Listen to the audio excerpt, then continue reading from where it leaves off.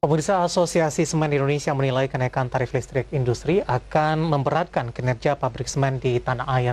Hal ini dikarenakan utilisasi pabrikan yang telah tertekan akibat kelebihan pasokan yang belum terselesaikan. Asosiasi Semen Indonesia menyatakan bahwa rencana kenaikan tarif listrik industri dinilai akan memberatkan kinerja pabrik semen di tanah air. Hal ini dikarenakan utilisasi pabrikan yang tengah tertekan akibat kelebihan pasokan yang hingga saat ini belum terselesaikan. Sementara itu, pihak ASI mencatat tarif listrik PLN yang akan diterima pabrik semen akan mengalami kenaikan sekitar 15 hingga 20%, di mana biaya listrik berkontribusi sekitar 15 sampai dengan 18% dari total keseluruhan biaya produksi industri semen nasional. Ketua Umum ASI Widodo Santoso mengungkapkan bahwa permintaan produksi semen dalam negeri pada tahun ini mengalami penurunan 10,7% menjadi 62,51 juta ton. Meski demikian, kinerja ekspor justru mencatatkan peningkatan mencapai 2 kali lipat. Berdasarkan data ASI, pertumbuhan persentase konsumsi semen nasional pada Januari hingga Mei 2021 paling besar terjadi di wilayah Sulawesi mencapai 64% atau sebesar 457 ribu ton secara tahunan. Dengan kata lain, konsumsi pada daerah tersebut sudah berangsur pulih setelah sebelumnya mengalami penurunan 11,8% sepanjang 2020 lalu. Berbagai sumber, Haidek Channel.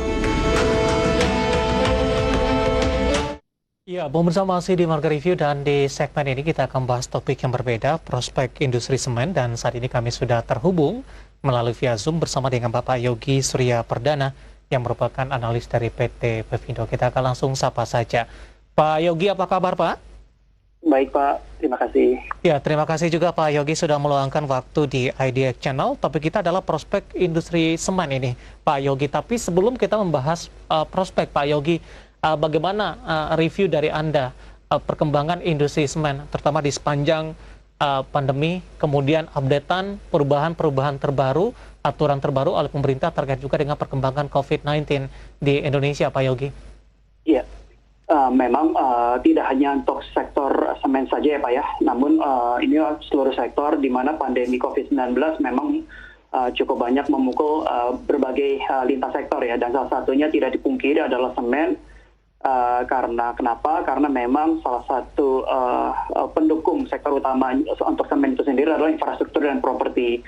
Dan tentu dua sektor tersebut memang terpukul juga ya akibat pandemi COVID-19. Dan itu berimbas pada volume penjualan para produsen-produsen semen, sehingga imbasnya juga akhirnya ke kinerja keuangan dan profitabilitas dari produsen semen.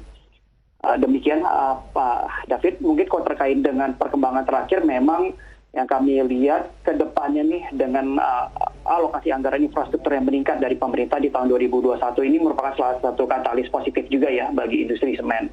Dan juga ekspektasi kami bahwa pertumbuhan ekonomi akan lebih baik juga daripada di tahun 2020, itu merupakan salah satu katalis positif lainnya juga untuk industri semen dalam jangka menengah hingga panjang ke depannya nanti.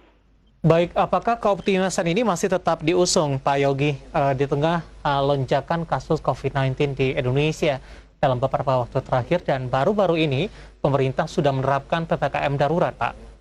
Betul.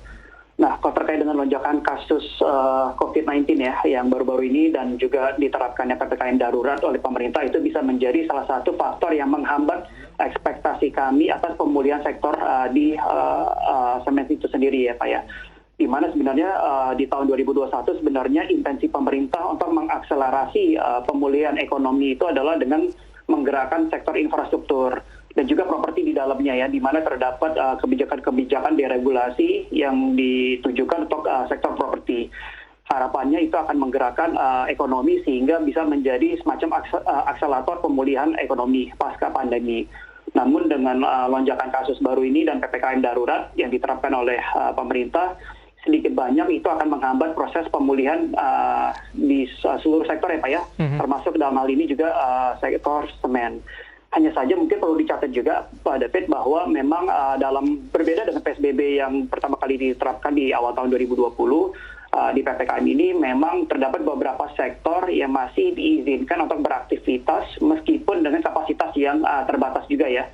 Salah satunya adalah sektor konstruksi, sehingga aktivitas konstruksi masih tetap dilakukan asalkan dengan tetap protokol kesehatan dan juga dengan kapasitas yang mungkin dibatasi 50%. Sehingga ekspektasi kami bahwa apakah akan terpukul secara signifikan dibandingkan tahun 2020 mungkin tidak. Hanya saja apabila penerapan PPKM ini berkepanjangan, itu pasti akan menghambat proses pemulihan dari sektor.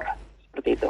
Baik, Pak Yogi, di segmen sebelumnya saya sudah berbincang Pak dengan ekonom begitu terkait juga dengan alokasi APBN bisa berpindah ke beberapa sektor terkait dengan lonjakan kasus COVID-19 terutama untuk penambahan dari sisi alokasi kesehatan.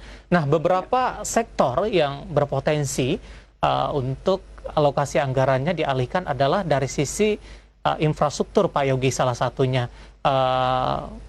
Diharapkan pemerintah juga lebih berprioritas kepada kesehatan dan beberapa pembangunan infrastruktur yang dinilai tidak begitu urgent ditahan terlebih dahulu. Apakah ini akan memberikan dampak yang serius tidak Pak nantinya untuk pertumbuhan industri semen?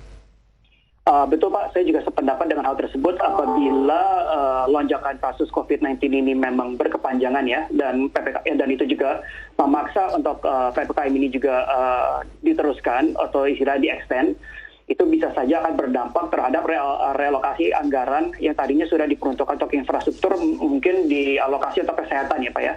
Dan itu yang sudah terjadi juga di tahun 2020, dan apabila kita belajar dari pengalaman yang sudah terjadi tahun 2020, dampak dari relokasi anggaran tersebut adalah penundaan tender proyek-proyek baru dari pemerintah.